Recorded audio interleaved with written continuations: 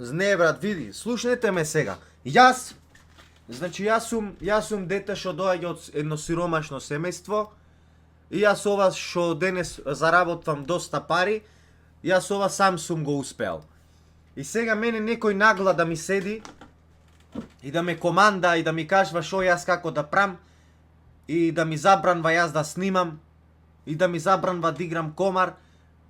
И сега дека мене ми пишале жени, дека не знам шо, мене ми пишале жени, дека она ми лајкнала, дека таа ми лајкнала, мене некој да ме труе цело време, кај си, шо преш, кај си, зошто не креваш, со која жена си, знам ме изневерваш, ова, она.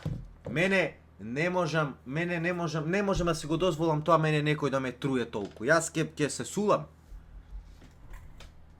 Ајде, ние мажите треба да труеме некој. Затоа што таа е жена, жената ако изневерва со срце.